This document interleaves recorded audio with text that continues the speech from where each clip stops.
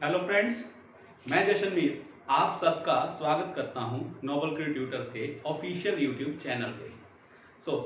आज की ये वीडियो काफ़ी ज़्यादा इम्पोर्टेंट है। सबसे पहली बात टीचर्स के लिए जो स्कूल में पढ़ाते हैं, उसके बाद पेरेंट्स के लिए ये वीडियो उससे भी ज़्यादा इम्पोर्टेंट है क्योंकि उनके चाइल्ड या उनके चिल्ड्रन स्कूल में पढ़ते हैं।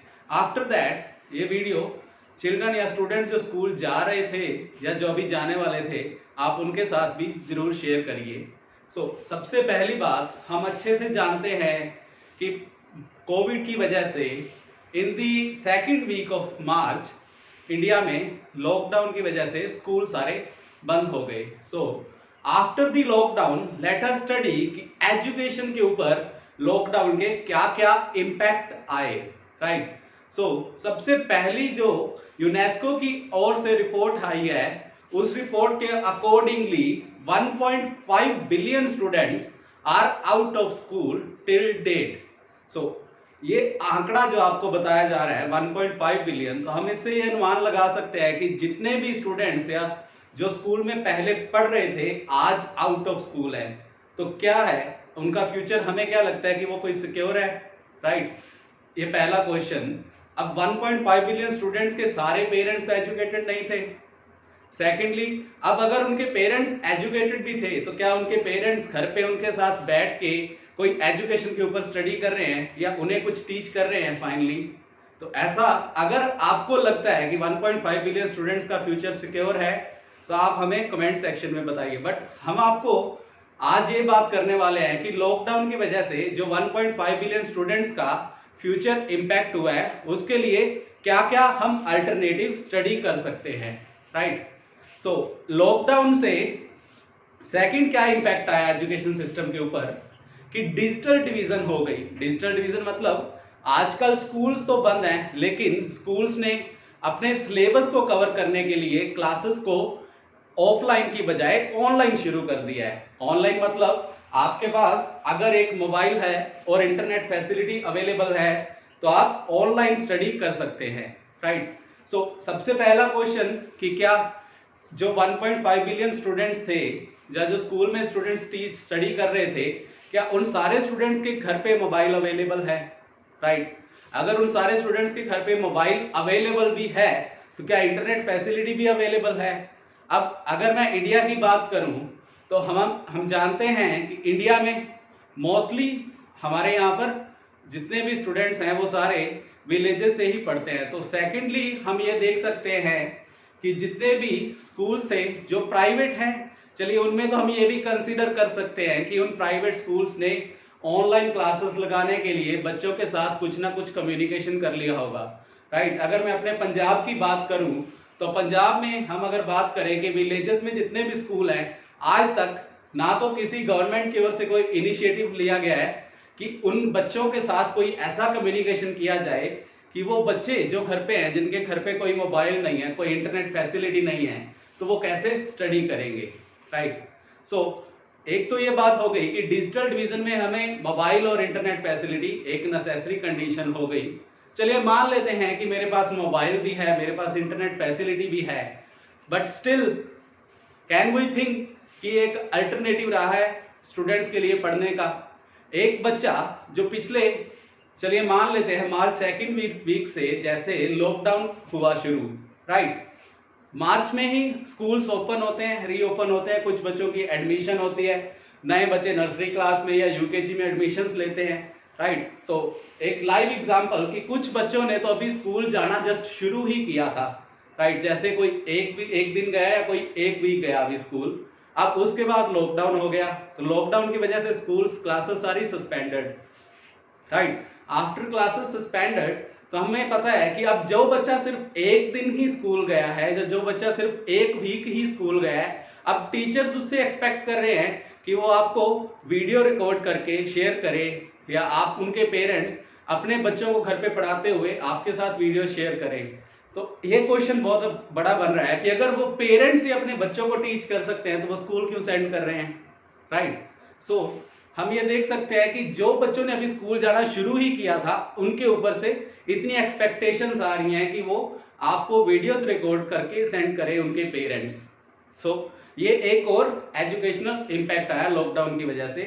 सेकेंडली, अगर चलो मान लेते हैं कि हम ये मान लें कि अप टू प्राइमरी क्लासेस को अवॉइड भी करें, कि from nursery to class 5th हम अवॉइड कर लें, या अप टू सेकेंडरी क्लासेस भी हम ये मान लेते हैं कि अप टू 8th क्लास भी बच्चों की स्टडी को देख लिया जाए कि आफ्टर 2-3 मंथ्स अगर लॉकडाउन चल भी रहा है या लॉकडाउन की वजह से अगर क्लासेस सस्पेंडेड भी हैं, तो 2-3 महीनों में up to secondary section we can assume that, सिर्फ हम अजम्पशन कर रहे हैं कि 8th क्लास तक के बच्चों का फ्यूचर फिर भी ये मान रहे हैं कि सिक्योर है, कोई ज्यादा इम्पैक्ट नहीं होगा, राइट। चलिए अभी बात करते हैं हम क्लास 11th एंड 12th की।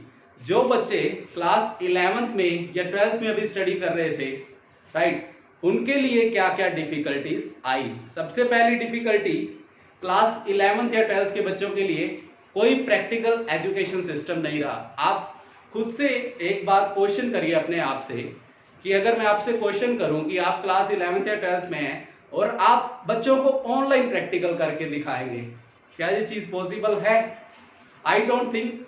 मतलब अगर आपको लगता है कि कोई भी टीचर ऑनलाइन प्रैक्टिकल आपको सिखा सकता है, तो मतलब फिर स्कूल जाने का क्या फायदा था, राइट।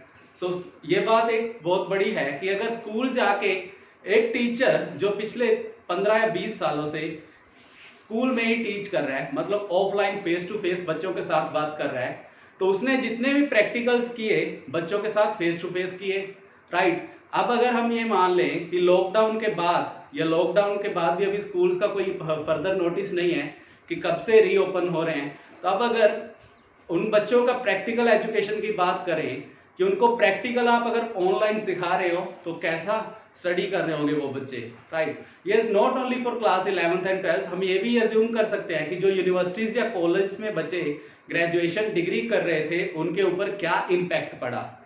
तो ये स्टूडेंट्स के ऊपर इम्पैक्ट आया प्रैक्टिकल एजुकेशन का। सेकेंडली, हम स्टडी करते हैं कि टीचर के ऊपर इसका क्या इम्पैक्ट आया, राइट। नो डाउट मैं अपने टीचर्स की पूरी तरह से रिस्पेक्ट करता हूं, बट आज वही टीचर्स सबसे बड़ी प्रॉब्लम फेस कर रहे हैं। क्यों? क्योंकि उन टीचर्स ने पिछले 15 या 20 सालों से या उससे भी ज्यादा टाइम से पर्टिकुलरली ऑफलाइन स्टडी का ही मेथोडोलॉजी अपनाई हुई थी, क्योंकि उन्हें भी पता है कि फेस टू फेस उन्हें पढ़ाना भी अच्छा लगता था और बच्चों के साथ उनका कम्युनिकेशन भी काफी स्ट्रॉन्ग रहता था।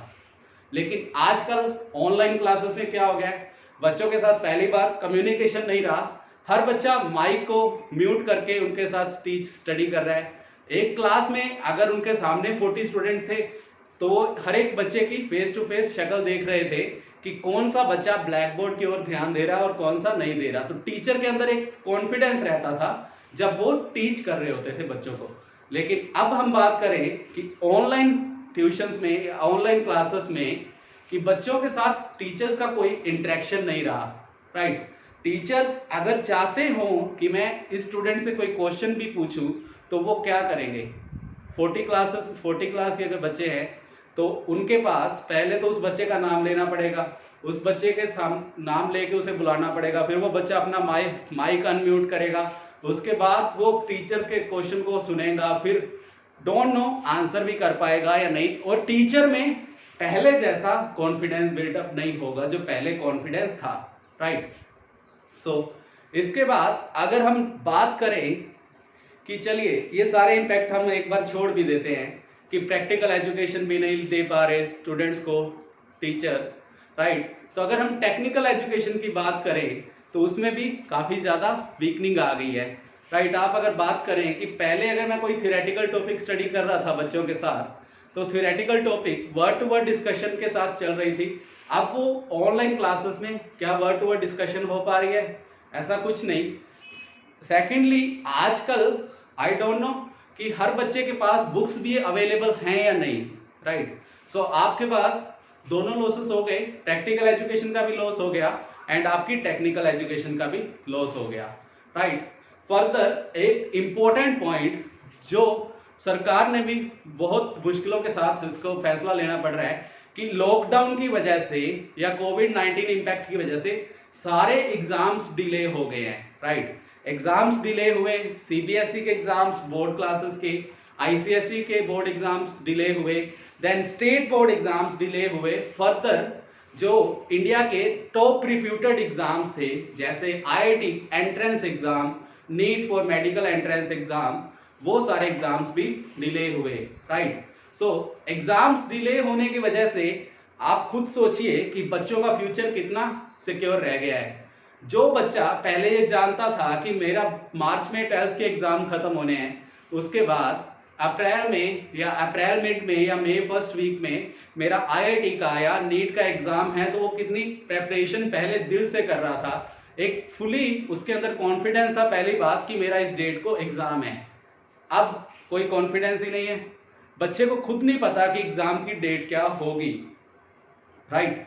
अब बच्चे को नहीं पता तो एग्जाम की डेट क्या होएगी, तो बच्चे के अंदर मोटिवेशन ही नहीं रही पहले जैसी पढ़ने की, राइट। तो ये सारे थे, हमने ये स्टडी किया कि इम्पैक्ट क्या क्या है लॉकडाउन की वजह से अब एजुकेशन सिस्टम के ऊपर। सो अब हमने अपनी ओर से सिर्फ ये नोबल क्रू ट्यूटर्स का अपना व्यू पॉइंट है, हम किसी और की बात नहीं कर रहे कि जो अल्टरनेटिव हम यहाँ पर आपको सजेस्ट कर रहे हैं, it is up to you. आप इसको अपने तरीके से देखिए, आपको क्या लगता है कि आपको इस अल्टरनेटिव को अपनाना चाहिए या नहीं। सो द अल्टरनेटिव हम क्या सोच रहे हैं, जैसे आजकल अगर आप वर्किंग पेरेंट्स हैं या अगर आप कहीं पर भी जॉब कर रहे हैं, तो मुझे नहीं लगता कि except manufacturing industry, IT sector में कोई लॉकडाउन का ज्यादा इम्पैक्ट हुआ है, राइट। ऑल्दो मैं ये मानता हूं कि इम्पैक्ट हुआ है, स्टिल 90% या 85% उनके जो ऑफिशियल मेंबर्स थे या जो उनके एम्प्लॉयज थे वो सारे वर्क कर रहे हैं। तो if work can be from home या if job is possible from home, then why schooling is not possible from home. So alternative is what, study from home और होम स्कूलिंग, राइट।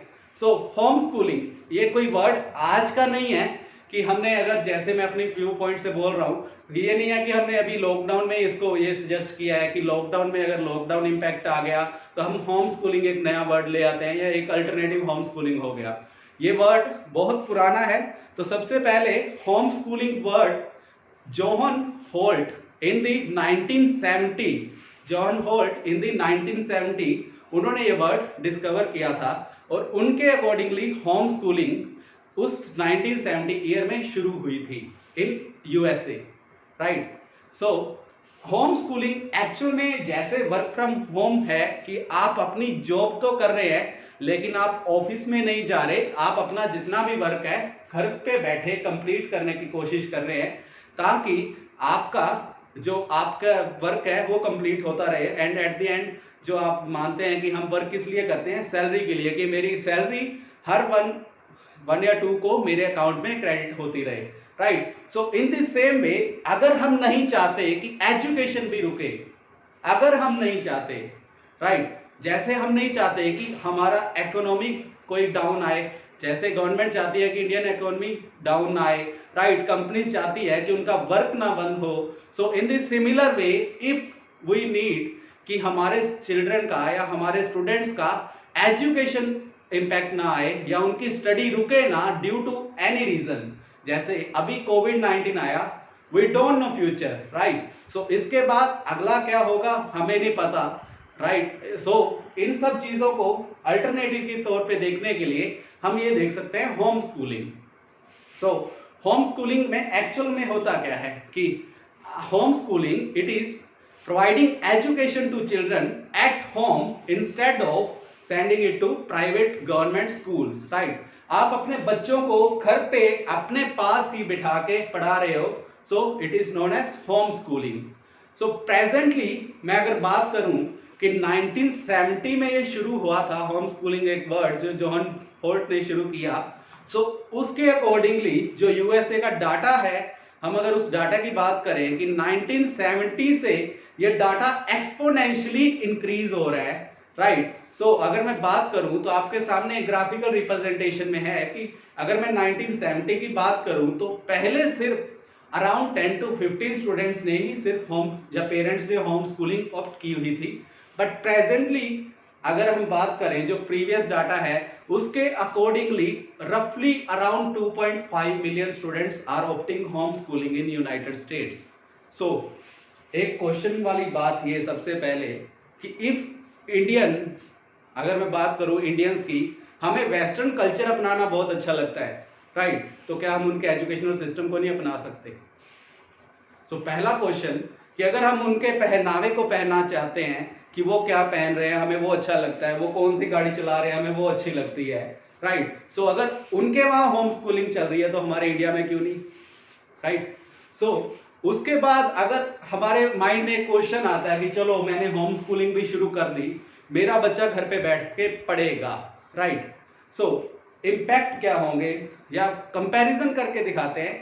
ये simple एक comparison है, ये United states के accordingly जो source है या जहां से ये डाटा लिया गया है वो बिल्कुल मेंशन्ड है। हम इसके ऊपर कोई अपना ये नहीं बोल रहे कि ये डाटा मैंने कहीं से लिया है। सो ये डाटा के अकॉर्डिंगली अगर मैं बात करूं कि जिन स्टूडेंट्स ने होम स्कूलिंग ऑप्ट की हुई थी और जो स्टूडेंट्स प्राइवेट स्कूल्स में विजिट करते थे, उनकी एकेडमिक परफॉर्मेंस की अगर बात करें तो उसका वेरिएशन आप देख सकते हैं कि अराउंड 65 टू 80% स्टूडेंट्स जिन्होंने होम स्कूलिंग ली थी, उनका रिजल्ट जो प्राइवेट स्कूल्स में जा रहे थे उनसे बेटर आया है, राइट?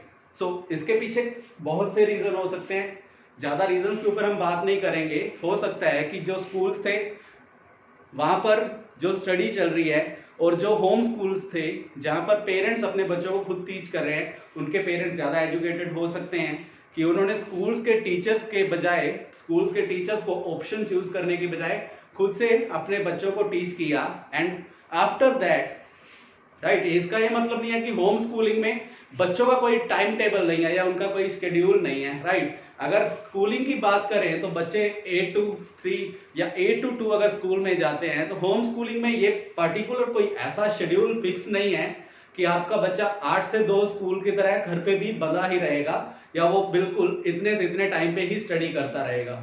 सो पहला रीजन जो मुझे लगता है कि होम स्कूलिंग में ये ऑप्शन बेटर है कि आपका बच्चा आपके घर पे है और आप ही के पास उसका टाइम टेबल सेट करने का अलाउंस है।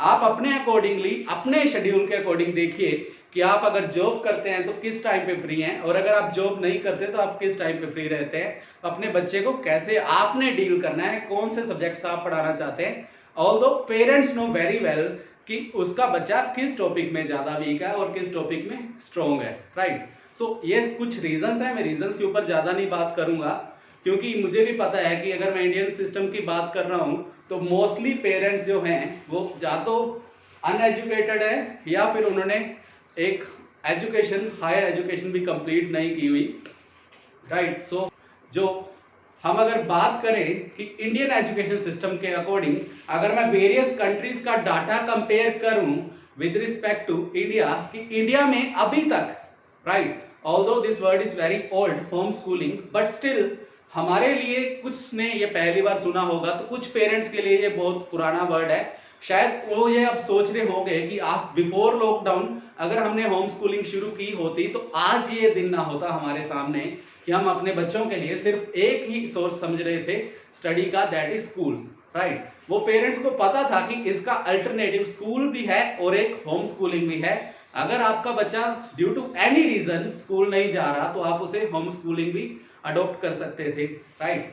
सो एक और चीज हम देख सकते हैं कि इंडियन एजुकेशन सिस्टम के अकॉर्डिंगली जो अभी डाटा हमारे पास अवेलेबल है, राइट, ये डाटा कोई मैं इतना आइडिया से नहीं बोल रहा हूँ, this is just a rough idea कि हमने ये डाटा देखा है कि आप 0.5 मिलियन टू 2 मिलियन तक इंडियंस ने होम स्कूलिंग अडॉप्ट की हुई है, या इतने चिल्ड्रंस हैं जिन्होंने होम स्कूलिंग अडॉप्ट की हुई है, राइट? सो अगर बात करें कि इतने स्टूडेंट्स या इतने चिल्ड्रन जो पहले पढ़ रहे हैं वो कौन हो सकते हैं, सो ज्यादा नहीं हम बोल सकते, बट इतना पता है कि मोस्टली इंडियन सारे प्राइवेट स्कूल्स या गवर्नमेंट स्कूल्स ही ज्यादा प्रेफर करते हैं, but still there are many disabled child in India. तो जो डिसेबल्ड चाइल्ड है उसके लिए प्राइवेट स्कूल या कोई गवर्नमेंट का स्कूल या कोई स्पेशल, अगर पेरेंट्स ऐसे हैं जिनको लगता है कि दे कांट अफोर्ड फीस, कोई उसका अगर स्पेशल डिसेबल्ड चाइल्ड है या कोई स्पेशल चाइल्ड के लिए कोई स्पेशल स्कूल अगर नहीं है, तो उन्होंने क्या किया हुआ है, होम स्कूलिंग अपने बच्चे के लिए ऑफर की हुई है अपने ही घर पे।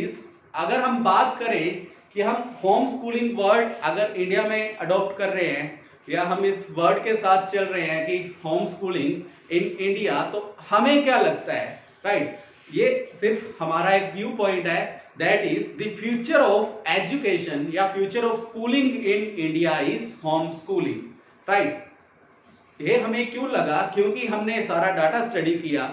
अगर यूएसए में एक्सपोनेंशियली इंक्रीज हो रहा है होम स्कूलिंग का डाटा और बाकी की फॉरेन कंट्रीज में भी होम स्कूलिंग अडॉप्ट की जा रही है, तो इंडिया भी सबसे पीछे नहीं रहने वाला, राइट। और सेकेंडली अगर हम देखें कि लॉकडाउन के इम्पैक्ट की वजह से पेरेंट्स ने भी अब अपने स्टूडेंट्स चिल्ड्रन की स्टडी को वरी करना शुरू कर दिया है।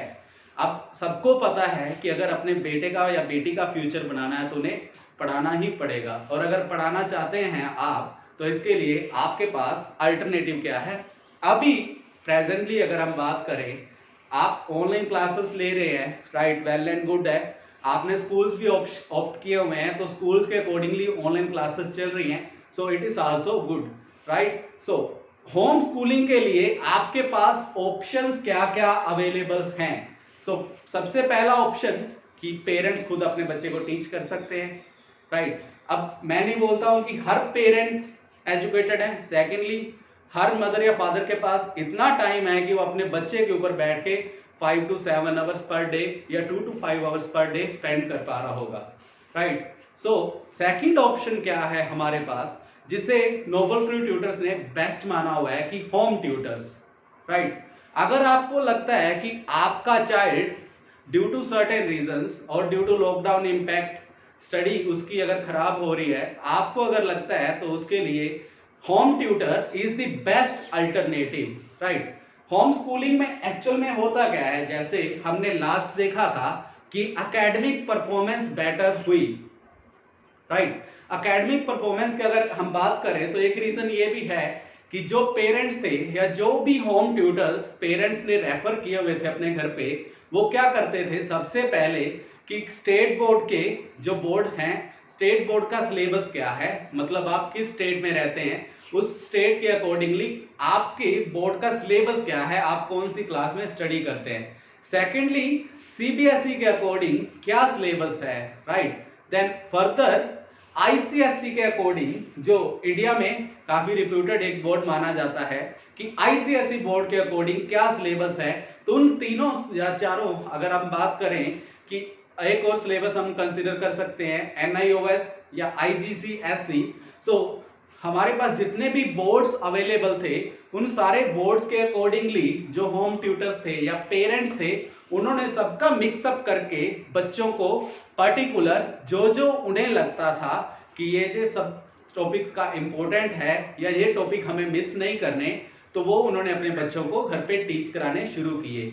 सो फॉर दिस रीजन उनकी एकेडमिक परफॉर्मेंस पहले से इम्प्रूव हुई, राइट। सो प्रेजेंटली अगर हम बात करें कि कौन से बोर्ड्स अगर आप होम स्कूलिंग ऑप्ट करते हैं, राइट, फर्स्ट रीजन इज आपने होम स्कूलिंग ऑप्ट की, तो आई डोंट थिंक कि कोई भी प्राइवेट स्कूल आपको सिर्फ ये बोलेगा कि आप अपने बच्चों को सिर्फ एग्जाम्स के लिए स्कूल पे सेंड कर दिया करिए, राइट। ऐसा पॉसिबल नहीं है। अगर स्कूल्स ने एग्जाम्स के लिए आपको बच्चों को बुलाया है, तो मतलब आपका बच्चा वहां पर एटलीस्ट जो सीबीएसई के अकॉर्डिंग या स्टेट बोर्ड्स के अकॉर्डिंग जो उनकी पर्सनल गाइडलाइंस हैं कि मिनिमम 50% या 70% जो अटेंडेंस चाहिए होती है, अगर बच्चे की वो अटेंडेंस कंप्लीट होगी, then only a student can appear in the exams, right. So अगर आपका बच्चा होम स्कूलिंग है, मतलब उसकी अटेंडेंस 0 या किसी भी स्कूल में आपने एडमिशन ही नहीं लिया हुआ, सो विदाउट एडमिशन आप चाहते हैं कि आपके बच्चे के एग्जाम्स हों, राइट। सो हम इसके ऊपर सिर्फ इतनी बात कर सकते हैं कि अगर हम बात करें class 10th and class 12th के लिए, so presently only 2 boards a home schooler is eligible, that is NIOS and IGCSE, right. So presently there are only 2 boards, so in which a student can appear, right. So further we can only assume that the state and central government can decide further कि और कौन से state board होंगे या central government decide करेगी कि कौन से बोर्ड होंगे। फ्यूचर में अगर हम एक्सपेक्ट करें कि स्कूलिंग होम स्कूलिंग में अगर कन्वर्ट हो रही है, कि ज़्यादा पेरेंट्स या ज़्यादा चाइल्ड होम स्कूलिंग को ऑप्ट कर रहे हैं, तो गवर्नमेंट खुद ही ये डिसाइड कर लेगी कि और फर्दर कौन से बोर्ड होंगे जिनके लिए आप अपीयर हो सकते हैं। सो ये तो थी बात होम स्कूलिंग की। सो ह्यूमन माइंड है कि अगर मैं होम स्कूलिंग ऑप्ट कर रहा हूँ, चलिए वेस्टर्न कल्चर ने तो अपनाया हुआ है, अमेरिकन्स हैं, कैनेडियंस हैं, फॉरेन कंट्रीज हैं, सबने ऑप्ट किया हुआ है होम स्कूलिंग को। अब इंडिया में ऐसी कौन सी हमारे पास एग्जांपल्स हैं या कौन से ऐसे इंडियंस हैं जिन्होंने होम स्कूलिंग के बाद कुछ अचीवमेंट हासिल की है। सो आपके सामने मैं ज्यादा नेम नहीं लूंगा, सिर्फ 2 नेम्स की बात करूंगा। सो पहला नाम है साहल कौशिक।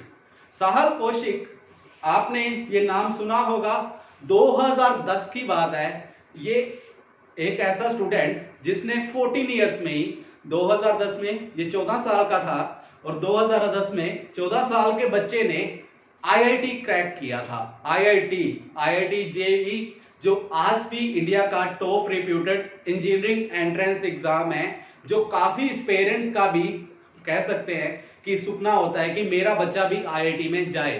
तो अगर एक होम स्कूलर, आप देख सकते हैं कि जनरली जो डेट एज रहती है जो आईआईटी में के लिए बच्चे अपीयर होते हैं, वो कौन से होते हैं, 18 इयर्स या 19 इयर्स वाले, राइट, जिन्होंने 12th के एग्जाम्स क्लियर किए होते हैं। और अगर हम एजुकेशनल सिस्टम के अकॉर्डिंग बात करें तो रफली एज 18 to 20 इयर्स हो जाती है, आप अगर नर्सरी टू 12th तक पहुंच रहे हैं और उसके बाद अगर आप आईआईटी में अपीयर हो रहे हैं। बट ये साहल कौशिक एक यंगेस्ट आईआईटीएन बना जिसने 14 इयर्स की एज में ही आईआईटी को क्लियर किया, आईआईटी एग्जाम क्लियर किया। After that he completed his study integrated course.